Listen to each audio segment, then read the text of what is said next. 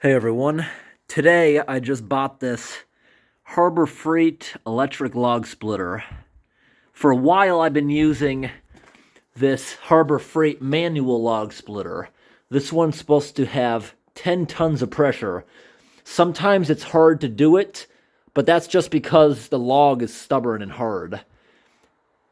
But this thing has been very good. I've had it for a year. I have probably split the equivalent of 3 cords of firewood with it at least. Very good, but it's a little slow going sometimes. It is a lot of fun though. I think this thing will be brought to the truck camp indefinitely and left there. Now we're going to try this thing out. I just bought this. I asked them, does it come with hydraulic fluid? They said no. And in my research of trying to figure out what kind of hydraulic fluid it uses, I found the answer. It probably comes with it already in it. So, yes, there are different kinds of hydraulic fluids, some thicker and lighter weights, just like in motor oil. So I just bought this thing. It was about $300, and I bought their 2-year warranty, so if we burn it out multiple times, we can just keep bringing it back. Harbor Freight warranties are really good to get because unlike Walmart warranties, which are through a third party, usually Allstate, one time I went to call Allstate saying, hey, this item broke, I need it replaced. They said, we only replace it if the manufacturer refuses to, and you have to prove that they refuse to not replace it. I called the manufacturer, they replaced it. So it was completely useless even buying. But this is through Harbor Freight themselves. So you bring it back. You don't need to hold on to any paper. You just give them your phone number, and they'll see you bought it, and that's it. So we're going to give this thing a try. This is weaker than that. That right there is a 10-ton machine. This is a 5-ton machine. That one right there is back-breaking to pick up and put it in the vehicle. This weighs a lot less. And the reviews on it are actually pretty good. They really are. I watched a bunch of review videos. No, actually, as far as the review videos, yes, they're good too, but there's not really that many good videos of demonstrations on it. I found one awesome one, though, but there aren't many, so I'm going to do one myself, splitting some wood with this tonight. So, first off, where's the end of these ties? Here it is. So usually you just fold this thing forward like, oh, that one's not doing it right. Maybe this one will be easier.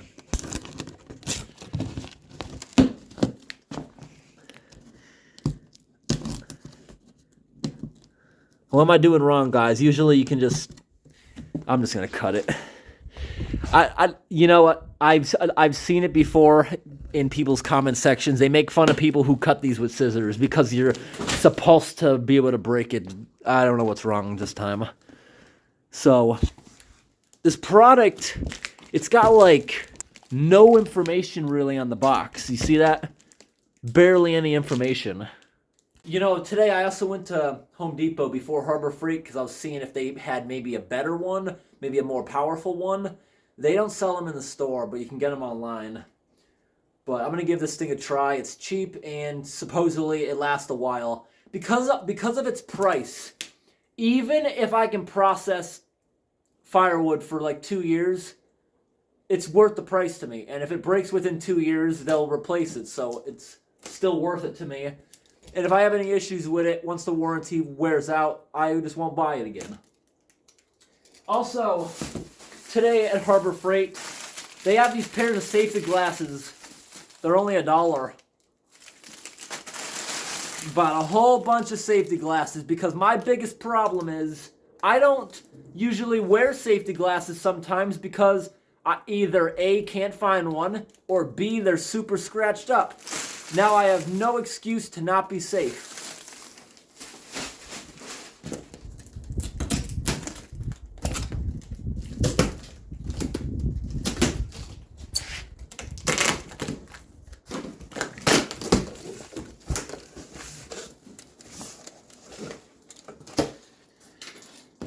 Oh, great. Lots of styrofoam. I hate when things come with a lot of styrofoam. It fills my trash can right up. And around here, they don't let you recycle it. Like, some products come with really dense cardboard around it, which is way better because I can just use it to start fires. Alright. The part that holds it on is a little thinner, but this is pretty solid. Wow, the strong, strong smell of plastic in there. Now here's a handle. We'll see what that goes to. Looks like it just screws on, no assembly required. Yeah, this thing's very light. We can just pick this up out of the box. It's not very light. It weighs probably 150 pounds at least, but it's a lot lighter than the other one, the manual one. Look at all that styrofoam.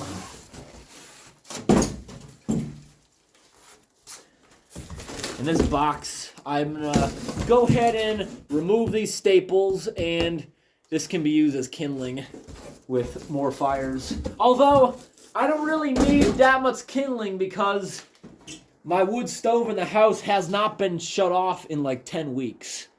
I just run it non-stop. The only time it shuts off is when I'm out of town. So I'm going to take a few minutes to look this thing over, try to look for like a dipstick or something to make sure it has oil in it before we start it.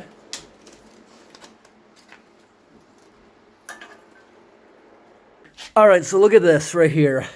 We have a vent plug, and there's the dipstick. According to the instructions, this is right here, we're going to loosen this and check the dipstick. It appears you check it while it's standing upright. I wonder how much oil's in there. This thing's pretty heavy, so I'm assuming it's full.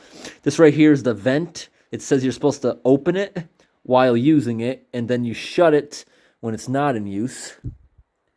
So let me grab the ratchet. Really satisfying when you're able to eyeball it and get it correctly. You just know your things. I actually found this dumpster diving at Harbor Freight when I was a kid. They throw out every single return and there's nothing wrong with them. The ratchet itself is a good old American one. So let's... Alright. That's on very tight. That was on very tight. Check it out. Dipstick. Yep, there's oil in there. See the two lines of where it's supposed to be? It is filled way above the maximum line. But if it ever starts leaking, now I know where to put it. And I'll get the ratchet, give that a little, snug that up before we are done. When I opened that, there was a big suck in. There was a good vacuum. That's probably because it was packaged in different conditions, temperature. It came with a extra gasket right here for the dipstick. I'm just going to put it there so I don't lose it. I don't think that'll interfere with the switch at all. So that's how this thing is supposed to work. You push down, and this thing goes over and crushes the log. Now, by other people's videos, this thing is supposedly going to move pretty slowly, but that's a lot faster than using the manual one.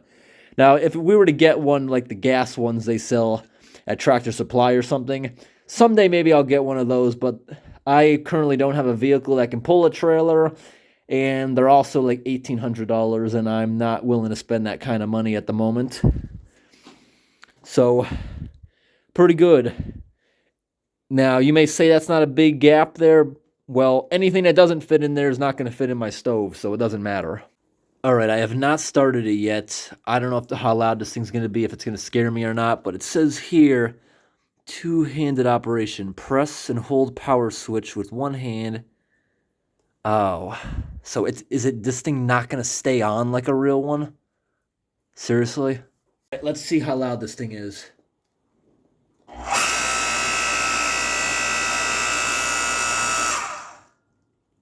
Wow, I literally have to keep both hands on it. That is very annoying.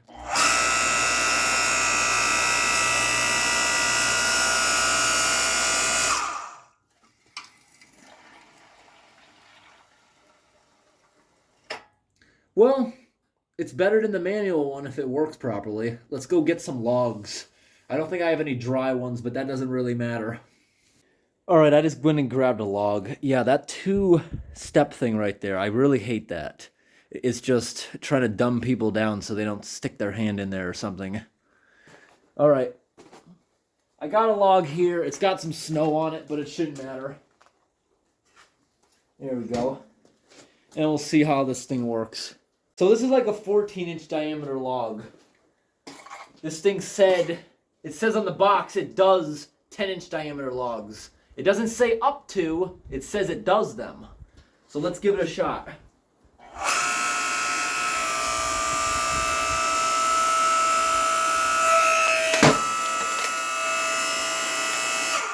Awesome.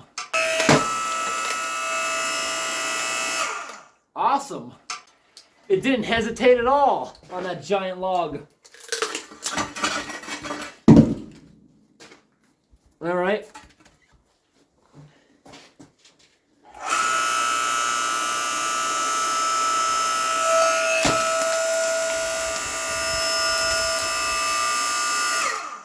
I don't like how I have to keep getting down on the ground to push the button. I wish I could just the lever. So, what it looks like to me is the lever just stops it from moving back. It's like a one-way switch for the fluid, while that just activates the motor.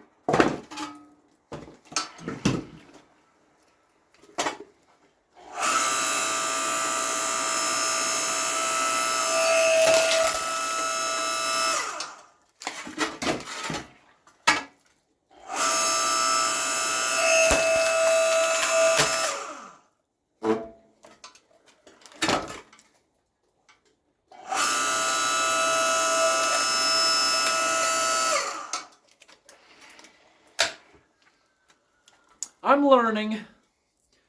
Pine is just sticky sometimes. That's not the machine's fault.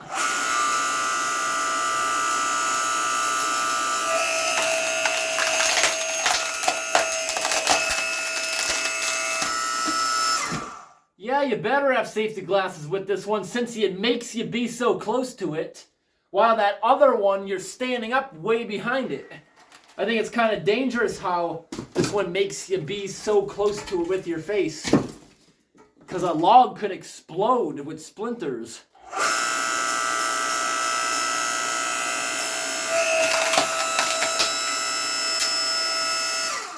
And you can also see as I get better with it, I don't have to waste time by making this thing go back all the way, because I just pick up another piece and stop it.